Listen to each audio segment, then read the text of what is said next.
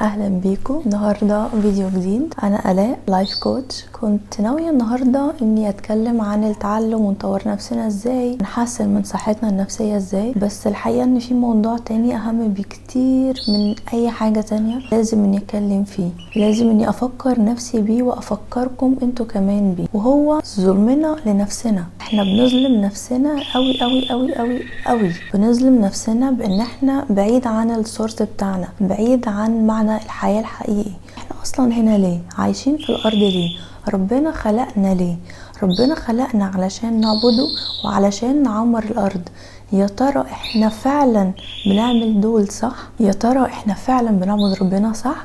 بنعبد ربنا زي ما احنا المفروض ان احنا نعبده؟ كلنا عايشين شوية هنا في الدنيا وهنموت، ايا كان الوقت اللي احنا هنموت فيه، ايا كان مدة حياتنا هنا على الارض، فهي ولا حاجة ولا حاجة بالنسبة للحياة التانية الطويلة الكبيرة اللي احنا هنعيشها بعد كده ان شاء الله في الجنة. احنا قبل 100 سنة ما كناش هنا، وبعد 100 سنة مش هنكون هنا في الارض. احنا جايين رحلة قصيرة قصيرة قوي قوي قوي قوي علشان نعمل حاجات معينة ربنا قال لنا عليها، 1 2 3، ونرجع تاني للأصل بتاعنا، للحياة الطويلة بتاعتنا الأبدية بتاعتنا. لكن احنا الشيطان بيضحك علينا وبيخلينا نمشي في طرق تانية غير الطريق اللي احنا اصلا المفروض نمشي فيه. بينسينا احنا هنا علشان نعمل ايه، بينسينا قيمتنا، بيحاول يخلينا مش حاسين ان احنا حد مهم او ان احنا ممكن يكون لينا دور في الدنيا. بيخلينا نتتبع شهواتنا ونفضل نجري وراها نجري وراها نجري وراها، عايشين بس علشان نجري ورا شهواتنا، ان كانت شهوات مباحة او شهوات تانية غير مباحة. بس عايزين نفكر مع بعض، هي الحياة القصيرة قوي قوي قوي اللي احنا عايشينها هنا دي مستاهلة بجد كل اللي احنا بنعمله ده؟ مستاهلة ان احنا نزعل ربنا؟ مستاهلة ان احنا نفضل نيجي على نفسنا علشان نسعى ورا حاجات هي اصلا في الاخر مش مهمة، في الاخر مش هتنفعنا باي حاجة؟ انا عاملة الفيديو ده علشان اعمل وقفة مع نفسي، وطالبة منكم انتوا كمان انكم تعملوا وقفة مع نفسكم. احنا عايشين بجد ليه؟ ايه معنى حياتنا؟ ايه الدور اللي مطلوب مننا؟ ايه اللي هنتحاسب عليه؟ ايه اللي ربنا هيسألنا عليه يوم القيامة لما نموت؟ ايه اللي هنندم ان احنا بنعمله دلوقتي فمحتاجين ان احنا نوقفه؟ وايه اللي هنتمنى ان الوقت يرجع بينا تاني علشان نحاول نعمله؟ صلاتنا اخبارها ايه؟ فعلا بنقيمها على اكمل وجه، ولا اهو بنصلي بسرعة بسرعة، نتوضى بسرعة ونصلي بسرعة ونقوم بسرعة كأننا بنعمل ميشن؟ الفلوس اللي ربنا بيرزقنا بيها بنطلع منها حاجة لربنا صدقات، والزكاة بتاعتنا بنخرجها ولا لأ؟ كلكم راع وكلكم مسؤول عن رعيتي. الرعية اللي ربنا يسألنا عليها هتكون رعية طيبة مشرفة، ولا هتكون رعية احنا قصرنا في تربيتها فهتروح قدام ربنا ضعيفة وهشة؟ مش هتكون بحاجة لينا، بالعكس هتكون علينا. ايا كان اللي احنا كنا بنعمله قبل كده، ايا كان ماضينا كان عامل ازاي، شكلنا عامل ازاي، لبسنا عامل ازاي، اسلوب حياتنا عامل ازاي، احنا دلوقتي حالا هنعمل مع بعض وقفة وهنبدأ من جديد. هنجيب ورقة وقلم وهنفكر نفسنا بإحنا مين. ربنا خلقنا، استخلفنا في الأرض، رحلتنا قصيرة، مطلوب مننا 1 2 3 نعمله علشان نرجع تاني لربنا واحنا كويسين، واحنا ان شاء الله داخلين للجنة ونعيم الجنة، مش واحنا وجوهنا مسودة وخايفين ومرعوبين. كلنا هنموت، دي الحقيقة اللي مفيش اي شك فيها. من الحاجات اللي ساعدتني ان انا اخد قرار الحجاب ان انا كنت بفكر كتير قوي قوي قوي لما اموت هعمل ايه، وانا في قبري هعمل ايه، وانا في قبري هكون حاسه بايه. قعدت كتير احاول استحضر المشهد ده جوايا واتخيل انا هكون عامله ازاي وانا في قبري، هندم على ايه. طب يا ترى مستاهله؟ يعني مستاهله ان انا اكون بشعري مع ان ربنا فرض عليا ان انا اتحجب؟ يا ترى مستاهله ان انا احاول اني اخلي شكلي حلو بطرق مش صح؟ يا ترى مستاهله نظره الناس ليا؟ يا ترى مستاهله الاكل اللي مش صح اللي انا بدخله جوه جسمي علشان بس اتبسط شويه؟ يا ترى مستاهله المسلسلات والاغاني وسائل الترفيه اللي قد الدنيا اللي انا بضيع فيها يومي؟ صدقوني مش مستاهله.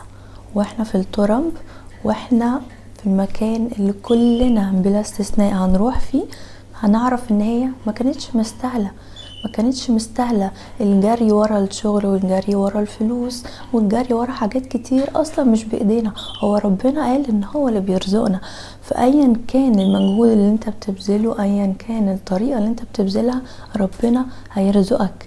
في شجرة انت ممكن بس تقعد تحت الشجرة وتقع عليك تفاحة وهتكون رزقك. ممكن تروح وتنزل لصاحب الشجرة وتطلب منه تفاحة وينديك وده هيكون رزقك. ممكن تروح تسرق التفاحة من على الشجرة وده هيكون رزقك. ودي مش دعوة للتكاسل او ان احنا ما نعملش حاجات في الدنيا، لا، احنا دورنا التاني في الدنيا هي عمارة الارض. فطبيعي ان احنا نكون بنشتغل، وطبيعي ان احنا نكون عايزين فلوس. المال قوة، والمسلم القوي افضل من المسلم الضعيف. دي مش دعوة للحاجات دي ابدا، لكن دي دعوة لان احنا ما نجريش في الطرق الغلط، نجري في الطريق الصح، نجري في الخيرات، نجري في ان احنا نتعلم، نزود حسناتنا، نخلي ذكر ربنا على لساننا كل يوم. انا كل يوم بحاول، مش دايما بنجح خالص، بس بفضل احاول ان انا طول اليوم اكون بذكر ربنا. بدل ما اشغل اغاني وانا بنظف، احاول ان انا اذكر ربنا لو مش مشغله القرآن. الموضوع مش على قد بس صلاة ومعاملات وحاجات كده، لا، هو لايف ستايل كامل. روح يومنا كامل بيروح فين؟ يومنا بيروح حسنات ونوايا طيبة واحنا بنطبخ لولادنا واحنا بنعلمهم واحنا بنتعلم، ولا بيروح كله للدنيا؟ فهنلاقي ان احنا في الاخر يوم القيامة عريانين، مفيش حاجة بنتحاسب عليها بطريقة حلوة، مفيش حسنات بتجيلنا. كل اللي بيجيلنا سيئات من حاجات احنا عملناها، سيئات من وقت احنا ضيعناه، سيئات من نم وكلام اتكلمناه على ناس فبناخد من سيئاتهم. اكبر ظلم بنظلمه لنفسنا هو ان احنا نكون بعاد عن ربنا، هو ان احنا نكون بعاد عن فطرتنا. نحاول نرجع تاني لفطرتنا، نحاول نرجع تاني لربنا بكل الطرق اللي احنا نقدر عليها. عصفورة كل اللي نقدر عليه نعمله، نبدأ بيبي ستيب، حاجات بسيطة خالص خالص خالص نبتدي بيها علشان نخلي علاقتنا مع ربنا طيبة، نخلي علاقتنا احسن، نخلي وقت ما نموت روحنا ما تكونش معذبة، ما نكونش قاعدين مع ملائكة العذاب، نكون قاعدين مع ملائكة الرحمة، وابواب السماء تتفتح لنا ونسمع صوت ربنا ونشوف الملائكة ونشوف الانبياء ونشوف الصالحين والناس اللي احنا كلنا نفسنا ان احنا نشوفهم.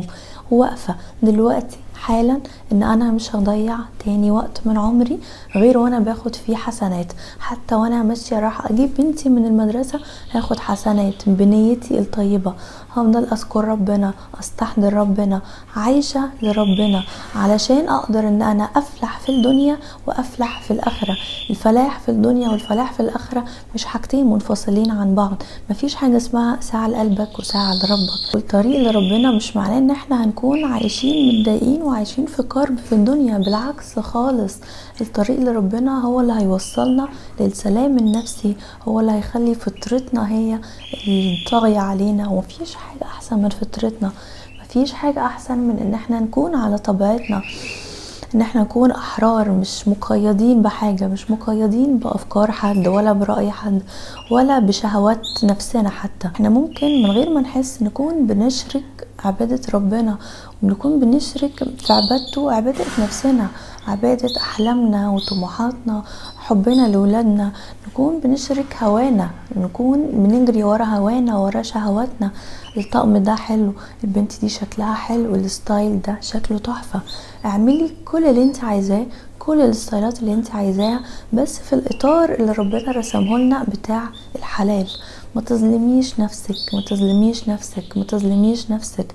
هتندمي اي وقت، هتندمي فيه. الشيطان هيقعد يخليكي تسوفي، هيقولك مش دلوقتي، بكرة، طب بعد بكرة، طب بعد بكرة، طب لما رمضان يجي. ما تسوفيش، ما تستنيش، خدي خطوات دلوقتي حالا. ابدأي ان انت تمشي في طريق ان انت ما تظلميش نفسك، تقربي من ربنا وتكوني مبسوطة بنفسك، فخورة بنفسك، فخورة بقوتك. ويوم القيامة ان شاء الله تكونوا مهنة منورة، انا وانتو نتقابل كلنا ان شاء الله في الجنة وفي نعيم الجنة، ما نكونش معذبين في النار. ادعوا كتير كتير وحاولوا كتير واوعوا تقعوا وما تظلموش نفسكم وبس.